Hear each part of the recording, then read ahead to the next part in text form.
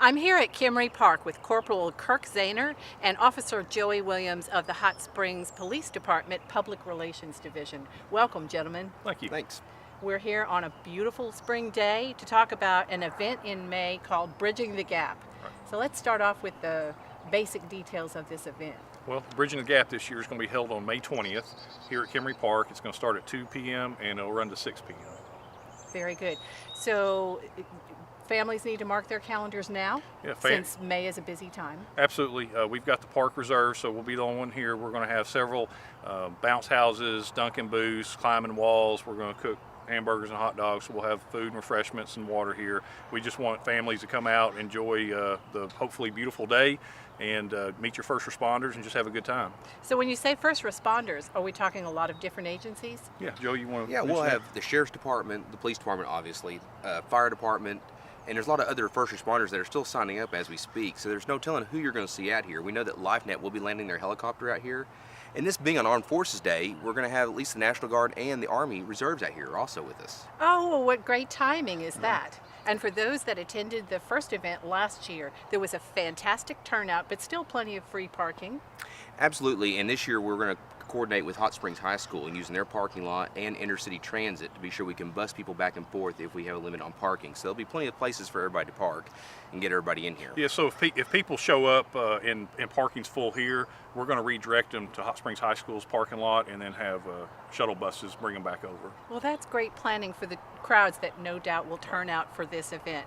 We know that last year's event, people were still learning about it, and some said, gee, I wish I knew about that. I would have brought my family. So this year, you're expecting a bigger turnout, right? We are. Absolutely.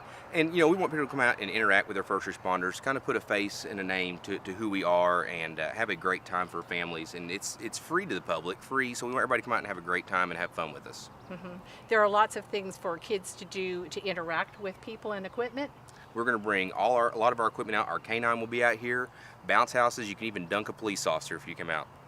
I think there was a lot of dunking going on. I remember that from last year. And a lot of food that was consumed. With, I think, some of your first responders serving. That chief and the fire chief are out here cooking and serving. Yes.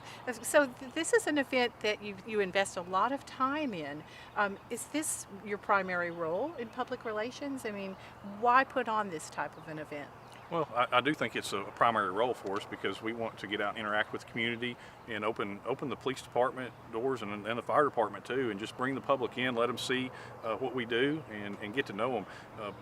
Part of the community policing mindset is to interact with the public because they are our eyes and our ears. So we want the public to feel comfortable with us and to be able to call us when they need our help.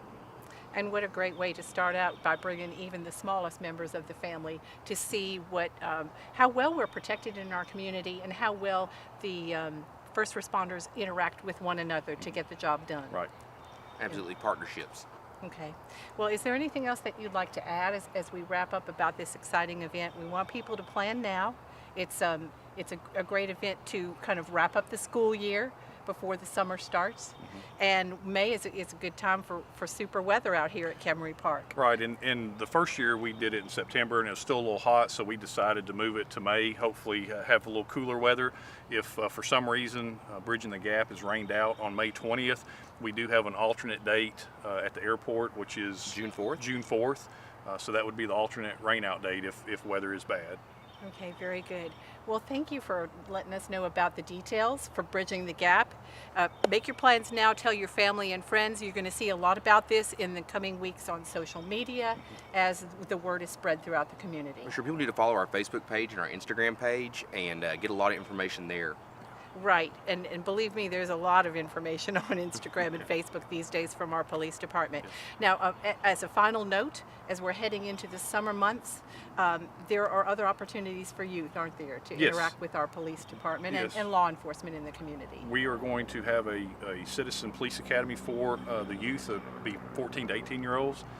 That's going to start on June 24th, which is a Saturday.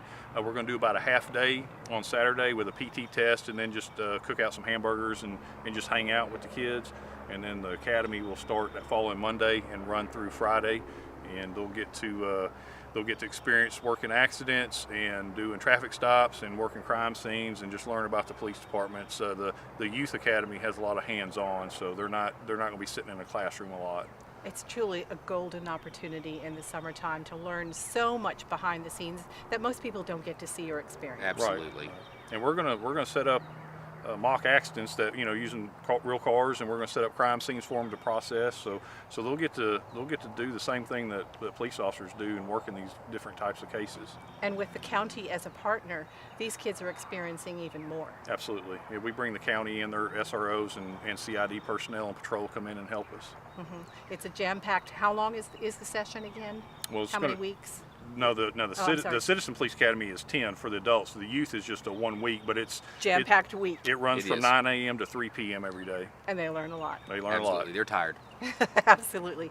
Well, so be thinking ahead for the young people in your life, be it friends, neighbors, family, that might be looking for something worthwhile to do this summer. And remember to mark your calendars for Bridging the Gap. May 20th. Thank you both for joining us today. Thank you. And next week we'll bring you more city news.